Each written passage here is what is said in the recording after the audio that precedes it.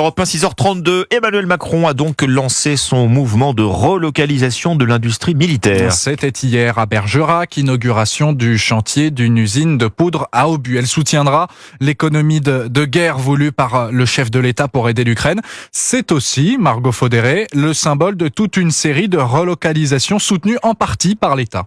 Après Bergerac, hier, le Tour de France des relocalisations militaires continue à Grand-Villard, dans le territoire de Belfort. L'entreprise Selectarc va y produire du matériel de soudage. À Bourges, l'usine de Vistory va fabriquer des imprimantes 3D. Et dans les Hauts-de-France, l'usine d'Eurovector va faire de l'assemblage de munitions pour les tireurs d'élite.